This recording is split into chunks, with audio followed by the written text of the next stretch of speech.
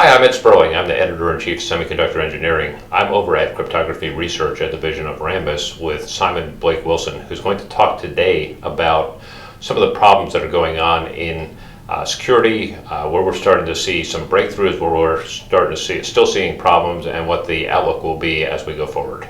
Today I'd like to focus particularly in one of the hot areas in security, which is mobile security. So security for mobile devices, your applications running on those devices, and focusing in on a little bit, how do we help to address those problems at the hardware and the chip level.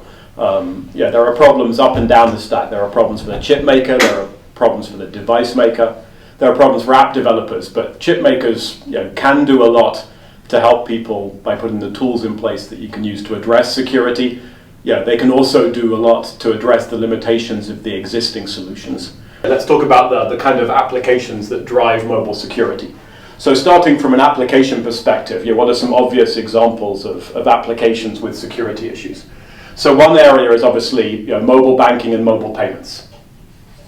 So let me just start with that and hope my writing is legible. So what are the issues there, right? I mean, in terms of who cares about that and what are their concerns? What you see, obviously, Apple Pay, for example, Google Wallet, these are high-profile deployments of mobile payments. Basically taking the functions that you're used to using with your credit card at a point of sale and putting them onto your mobile device so you haven't got to carry a credit card. What do you think, what are the challenges there? Well, as a consumer, I really care about, okay, is my transaction private?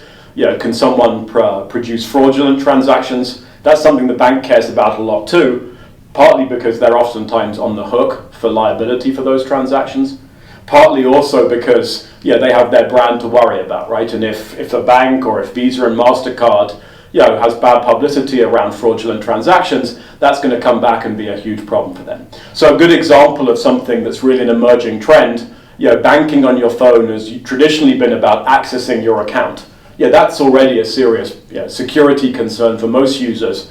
But with Apple Pay, with Google Wallet, it goes to the next level, right? Actually performing transactions with your mobile device at the point of sale. So that's something that's really driving some security issues.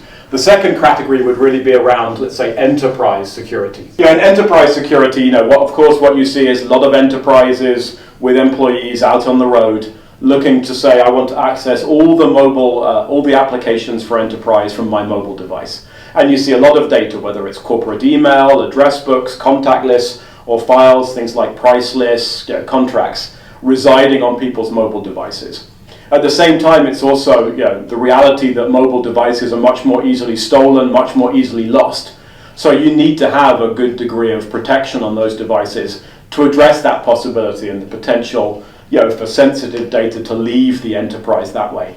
Again, it's a significantly increasing threat, just because what you used to have on the device was maybe contact list, and I could grab your phone book from it. Now, all your emails there, you can increasingly view and edit files on the device. More and more access to some of the back-end sensitive accounting applications. So another category where the trends in mobile devices are really driving a much increased security threat. The third category I'd talk about is really entertainment. And if you like, if in the banking case, the challenge is really for the consumer and the bank. In the enterprise case, it's really about the enterprise and addressing their security concerns. In entertainment, it's a little different, right? As a user, my interest is just to get the video content I want when I want it. I'm not really concerned about the privacy of that content typically. But there are people who are, right? And the most obviously the content owners, the Hollywood studios, really want to protect that content and limit the amount of piracy of that content. It's the crown jewels of their business. Secondly, you can also think about the content distributors, the Netflix, the Comcast of the world, and they worry about making sure that only their valid subscribers can access the content. So that's really a third category, again with a slightly different group of people that care about security, but a good example of an application that's really driving mobile security trends and bringing new problems to the forefront. And again, right, what you see is that these advanced applications are getting more and more widespread deployment. Right, a few years ago, I was happy to watch old content through my Netflix account. Now, increasingly as a user, I want to access ideally to the same content I can go to the movie to watch on my mobile device, and the value of that content is much, much, much higher. So all these things are connected now with the Internet of Things, right? I mean, isn't that one of the big problems is that you can go from the handheld device and the entertainment system all the way into the enterprise and potentially even into your banking information? So connectivity between these things makes a big difference, and somehow you can view them as being all linked together. And you can also think about mobile in the context of the larger advances around the Internet of Things. If you like, the canary, right? Mobile at the forefront of deploying many of these advanced applications onto increasingly constrained devices, right? Starting with mobile, going to watch, for example, and other wearables, going into sort of micro-sensors, wearables, sensors embedded in your clothing. Many of the security issues that we're coming against, maybe now for the first time in mobile, you can easily see the roadmap as they start to apply also in wearables and more generally in IoT. And then, of course, you connect all those things together, you get the network effect, but you also get exponentially more links connecting the different devices, and each of those links is itself an attack surface that an attacker can pursue. So I feel like that's the application perspective. I think you can also think about, let's make more the infrastructure perspective. So you can talk about, mobile operators.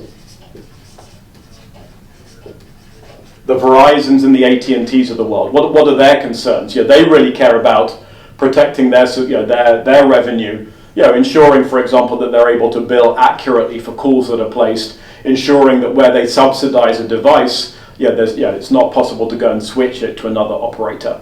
So many of those concerns are, they've existed for a long time. They, like everything else, they do become incrementally more serious. And then the final category I'll talk about is device makers and chip makers. Let's put them in the same bucket. So from a device maker perspective, increasingly you have to worry about, I'm a Samsung. How do I protect the proprietary code I've got running on the devices? How do I prevent users from unlocking those devices in ways that I'd like to prevent? In order to change the device, in order to steal my proprietary technology. Same thing from a chip maker, right? How do I limit, for example, access to debug of the chip? So, for example, a hacker trying to steal content from a device tricks the device into debug mode so that it can extract the keys and then use the keys to decrypt the content. So in some sense, those are the categories that I think are really driving mobile security forward and really pushing us to think about what's the next generation solution look like in the area of mobile security. So as an engineer, what should you be thinking about when you're designing some of these systems? So I think it's good to give you the context of, what are the traditional solutions in this space? What's out there? And let's focus, since we're talking about it from a chip maker perspective, on sort of the foundational technologies. So I think I'd really point to three pieces that are widely deployed. And the first is well known to many of us, the SIM card, right? Basically a smart card that you plug into your device, typically owned by the operator. Now, what it does a good job of doing traditionally is addressing the mobile operator security needs. No surprise, since it's owned by the operator. But it has a couple of challenges going forward, both from a security perspective and from a functionality perspective. From a security perspective, the challenge is that as a discrete component inside the device, there's a limit to what it can achieve. So for example, if you think about the entertainment example, and you want to prevent piracy of content, if you do the security for that content application on the SIM card, the content has to get passed back to the application processor so it can be displayed on the screen, and that's an attack surface for the attacker, right? They can grab the content after it's been decrypted by the discrete component like the SIM card and use it to attack. So this idea of a discrete security component has some strengths, security through isolation, but it also has some serious limitations, some applications that you can really only protect with something that's security integrated at the point when the application is running. The other challenge there is that the SIM card is owned by the operator. And what that means is that many of the other players in the system are reluctant to trust it because they feel like they're giving up control over their destiny to the operator. And the most obvious example where you see this is in the payments side, where banks, for example, are often reluctant to get the operators involved. They don't want to give up a share of the transaction fees to the operator.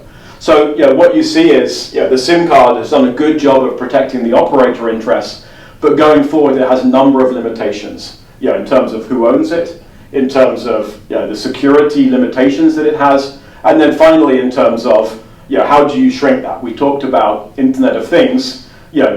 Pretty clearly, if you think about a watch, plugging a SIM card into your watch is more problematic. Plugging it into the sensor embedded in your jacket is even more so. So increasingly, as devices shrink, it's really hard to have this removable SIM card or even a discrete SIM card embedded inside the device because of the power consumption, battery issues, and just device size issues that raises. So where do we go next?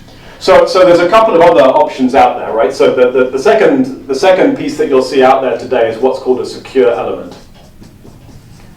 And this is something that forms a key component of the Apple Pay solution that's quite popular today. Essentially, it's a discrete security chip, a bit like the SIM, but this time it's embedded in the device rather than being removable. And now the way the secure element works is that you can, as a bank, for example, you can pre-program the secure element with your particular payments application and use it for payments.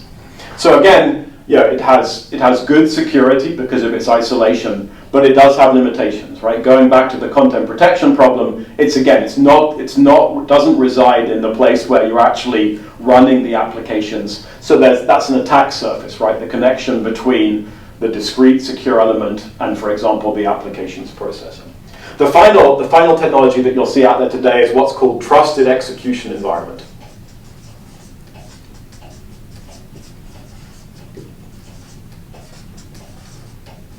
If I can spell it. Let's use the acronym also, TEE. So how does a TEE work? This is essentially a secure mode of the CPU running in the application processor that allows you to run secure applications on top of the apps processor alongside normal applications. So the nice thing with the TEE is that it is now integrated, right? Rather than being a distinct security element inside the device, it's integrated within the applications processor, and so you haven't got this gap, this attack surface between where you're doing security and where the apps are running. The downside of a TEE is that what it offers is limited security. So from an attack perspective, it's good at preventing, for example, software-based attacks. But cryptography research, we care about all forms of attack. And one of the things that we spent time on is what's called differential power analysis. So looking at, for example, how much power gets consumed during a crypto operation.